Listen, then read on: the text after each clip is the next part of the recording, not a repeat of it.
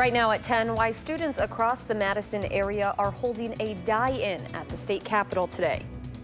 Plus, dozens of people are gathering to support the immigrant community after recent reports of targeted arrests by ICE in Madison.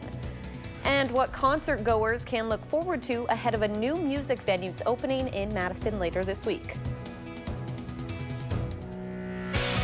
This is News 3 at 10.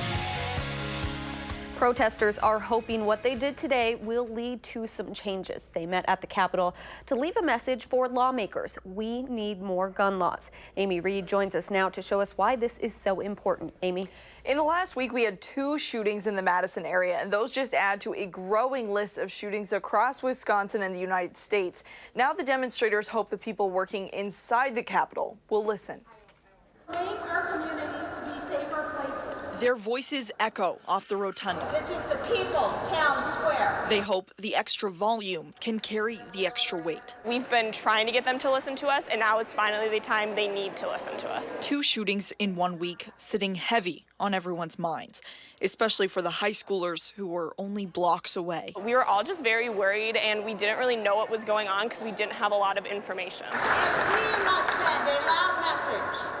When you don't advocate for us, you will not represent us. They use their voices and they use their signs to send a message. It says, NRA, there is blood on your hands. And if that doesn't work, they'll use silence. Mercedes Flores, 26 years old. Peter Cruz, 22 years old. They call it a die-in, mimicking the worst that can come from the violence. Kyra Murray, 18 years old. Next comes the notes. Writing because school should be a safe place to learn, not to be scared. The group taking no chances that this rally will be ignored. I do think it's going to make a difference, at least I hope so. On a Sunday where no lawmakers are there, they bring their notes straight to the governor's door. Outside, another group hopes to be heard, something they don't think has happened. They keep lying, and they believe their lies, and that doesn't help anything with coming up with a solution. They agree there's a problem, but the solution they see is getting more guns for self-defense. Their legislation they want proves nothing is going to change. They want laws. Well, it's already against a lot of murder people. Both groups stay calm. After all, they're both after the same things: a powerful person to listen and a solution to a problem that only seems to be getting worse. The organizers said a lot of times after these shootings, the gun control argument tends to focus on mass shootings, but something else they said they want to accomplish is to highlight all gun crimes like accidental discharges and domestic violence. All right, thank you so much, Amy. Dozens of people gathered to show unity for the local immigrant community after U.S. Immigration and Customs Enforcement made multiple arrests in Madison. About 60 protesters gathered on Park Street today to show their support for those taken and their families affected. The organization Voces de la Frontera said on Saturday at least 9 people had been taken into custody by ICE officials. One area teacher at the rally became emotional when talking about the recent arrests.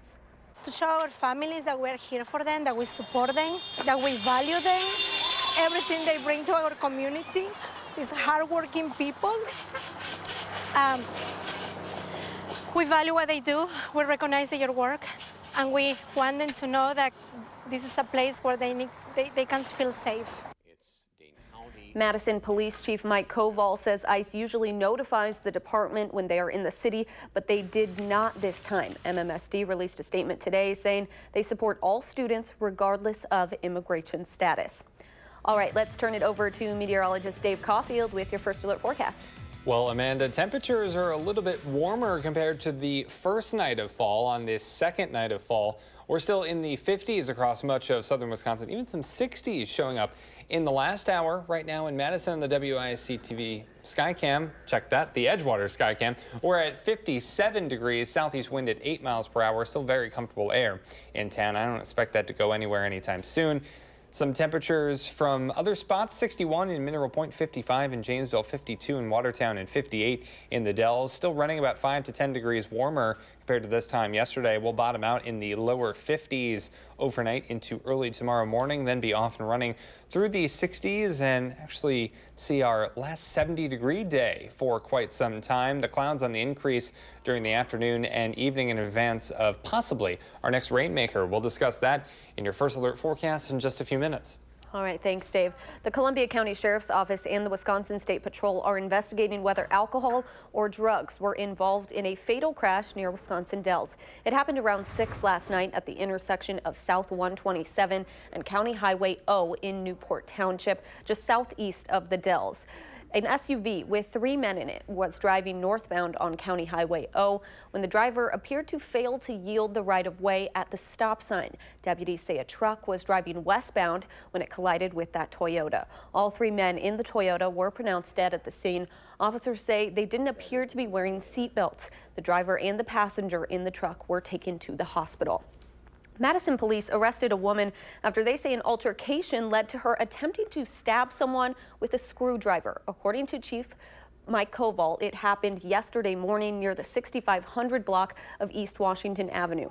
Officers say the woman asked people standing nearby if they had a coat hanger she could borrow to unlock her car. After nobody helped her, the woman began to yell at everyone and swung at another woman. After the 26-year-old victim attempted to use pepper spray on the suspect, police say the woman took a screwdriver out of her purse and attacked the victim, leaving minor injuries. Officers arrested the 50-year-old suspect on suspicion of second-degree recklessly endangering safety and disorderly conduct while armed.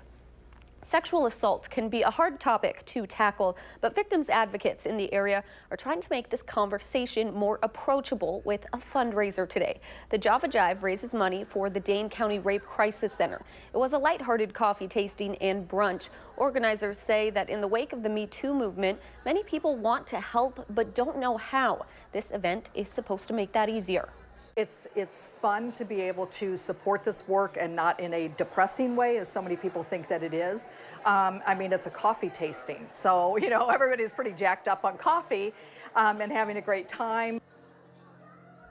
Attendees enjoyed local coffees and entertainment. The funds will support the various resources the Rape Crisis Center provides.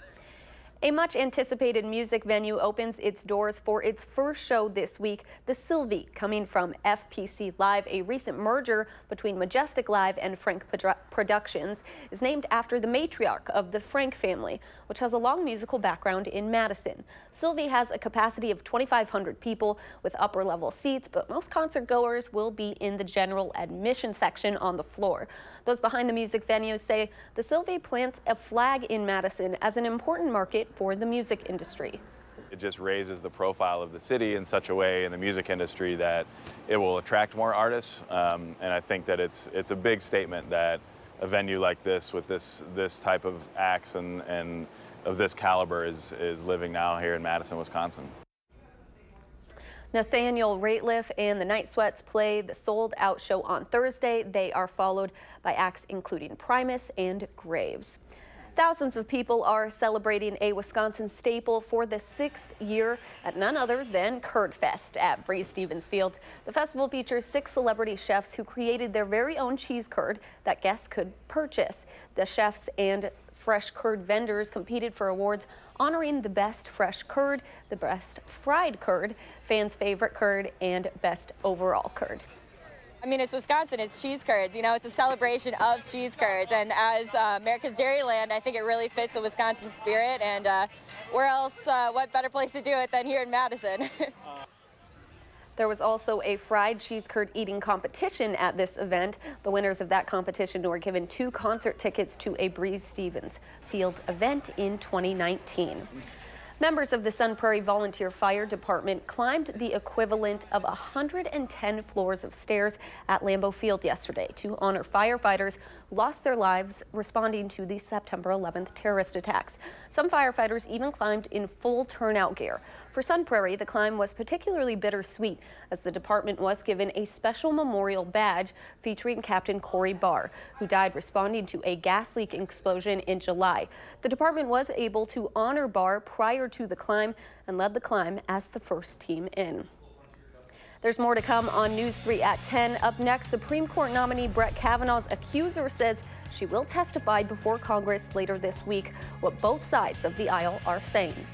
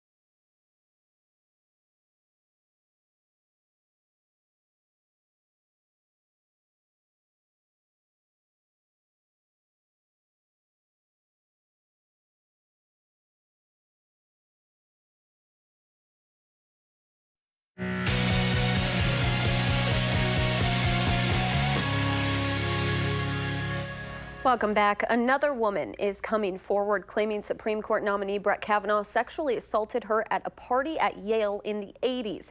This as Kavanaugh's first accuser says she will testify before Congress this week. Today, the Senate Judiciary Committee agreed to hold a public hearing this Thursday with Christine Blasey Ford and Supreme Court nominee Brett Kavanaugh as the star witnesses. Ford claims that when they were both in high school, a drunken Kavanaugh, quote, put his hand over her mouth at a party and groped her. He has categorically denied the accusation. She's coming forward and very bravely saying, I will tell my story. So I'm going to do everything I can to make sure that she can tell her story free of intimidation, fear, and the kind of threats that she's already getting for even coming forward. Supporters of Kavanaugh say Ford's testimony will be weighed against the lack of other evidence. Republicans hope to have Kavanaugh seated by October 1st, the start of the Supreme Court's fall season. Bill Cosby faces sentencing this week for drugging and sexually assaulting a woman in his home back in 2004. 81-year-old Cosby is set to return to the Montgomery County Courthouse in Pennsylvania tomorrow. He was convicted in April of drugging and molesting Andrea Constant at his Philadelphia home in 2004. Cosby's sentencing hearing is expected to last 2 days. Constant is likely to give a victim impact statement. The judge could sentence Cosby to as many as 10 years in prison for each of the 3 counts he was convicted, but Cosby's lawyers are expected to plead to keep the entertainer at home because of his age and health problems. Nearly 40 train cars piled up after a massive derailment in Iowa today. Drone footage from Sioux County Sheriff's Office shows the cars piled up in the Floyd River near Alton, Iowa. Authorities say nobody was injured in the derailment and no known hazardous materials leaked into the river. The train included 95 cars and was headed to North Platte, Nebraska. South Carolina is continuing to experience flooding due to Hurricane Florence rainfall. This is video of the subdivision Polo Farms in Conway, South Carolina. Officials say the flooding along the Waccamaw River is expected to continue for the next few days. Dave is here. I know people think it's over when that rain is over, but it is definitely not. No, and we can see that in those images that it is far from over for many of the people in Conway and across the Carolinas. It's going to be going on for weeks to come, even after that rain has stopped for now more than a week. And we haven't had rain in southern Wisconsin for the last 2 days. We actually had a week straight, or at least 5 days straight of rain this work week, but Saturday and Sunday, free of that rain, and much of Monday as well. Any rain is located along that stationary front well north of southern Wisconsin, actually closer to northern Minnesota, and Doppler track remains quiet across southern Wisconsin tonight and for much of Monday. High temperatures today in the low 70s. 71 in Madison, 73 in Janesville. The big winner, though, on the temperature board, Boscobel at 76 degrees. Downtown Madison on the Edgewater Skycam looking at mostly clear skies. The almanac for today, that's 71, just a smidge above normal for this time of year, but nowhere near the record of 92 set back last year in 2017. Temperatures right now are in the upper 50s and low 60s across the area. 57 in Madison, 61 in Mineral Point, 62 in La Crosse, down to 53 in Boscobel, and encroaching on the 40s in Juneau and Watertown. Now we'll be in the mid 70s tomorrow, so about 5 to, in some cases, close to 10 degrees above normal for this time of year. But then you notice temperatures really dip through the 60s quite quickly. Next weekend, it's doubtful that many of us will actually hit 60 degrees with some rain showers possible, and cooler air seems to be on the move and seems to be here to stay. Now, there will be some days of slightly above average temperatures, I'm sure, especially at night. However, really looking like fall is for real, at least at the start here, and the 8 to 14 day temperature outlook supports that. So this goes in to the start of October, the first week of October here. Looks like a pretty good chance of seeing below average temperatures and also above average precipitation. So if you're a fan of the kind of Seattle weather, cooler than average and also rainier than average, the first week of October could be for you. Mark your calendars. Tonight, temperatures in the low 50s, mostly clear, but not as cool compared to this morning.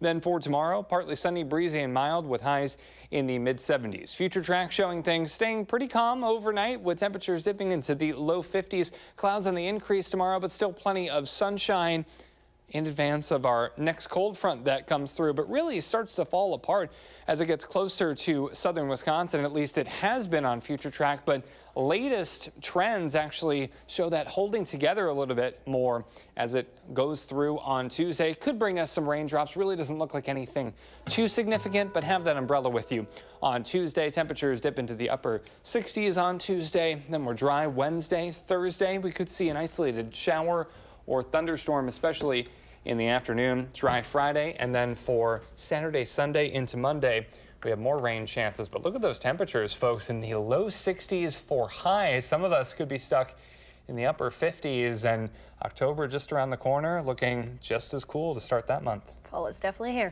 Thank you, Dave. Brewers win big today, but still a big week ahead. That story coming up next in sports.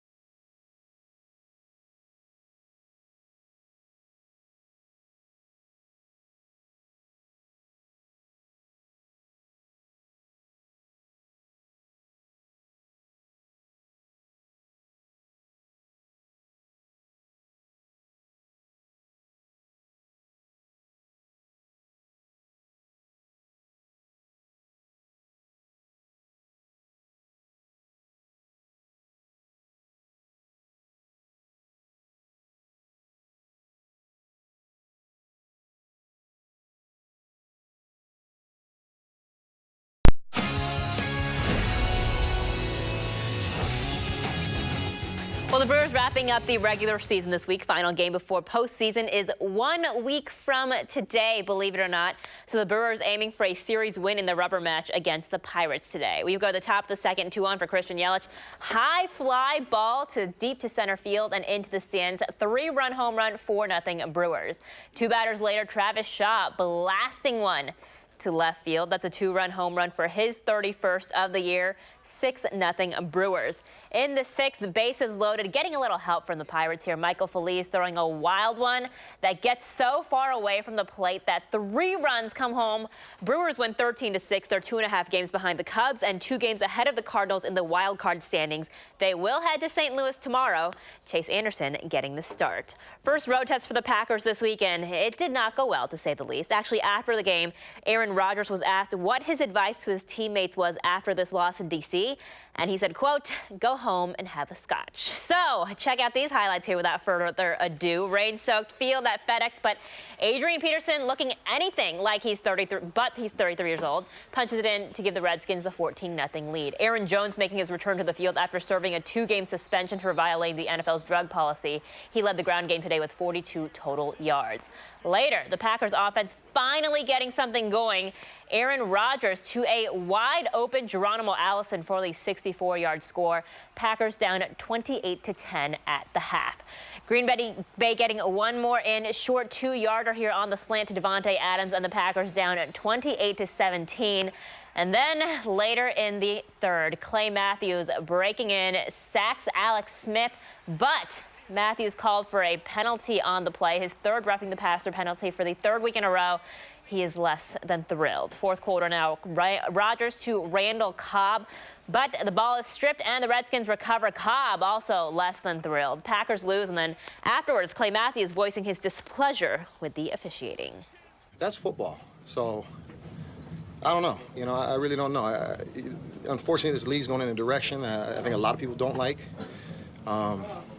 You know, I think they're getting soft. And, you know, the only thing hard about this league is the fines that they levy down on guys like me who play the game hard. So, I don't know. I mean, I'm just going to keep playing hard.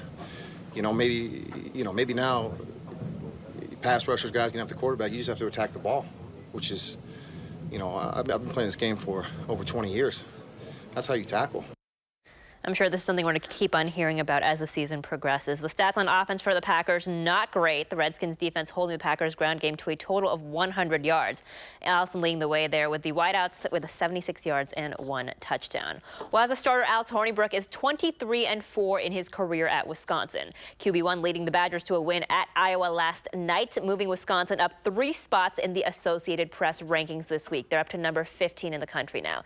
The team did a lot of soul searching this week, according to Alec Ingold, but they knew they had to rebound, get it together for the challenge of playing at Kinnick Stadium. You lose like that last week, yeah, it's tough. You know, but there's a lot of self-reflection. There's a lot of guys on the team where, you know, if you're dead weight, you can get off the ship. But we're going to keep moving forward. And you know, I think you saw that today. You know, going to a hostile environment, everyone that came here had a role, and everyone that was a part of this team believed that we were always going to win. Finally tonight, this is an aerial view of fans scrambling to the 18th green at Eastlake in Atlanta this afternoon, all to see the crowning of Tiger Woods' first PGA Tour win in more than 5 years. The Tour Championship win is the 80th of his career, shooting a 1/71 today. P.S. With this win, he is now, as of today, the favorite to win next year's Masters. We'll be right back.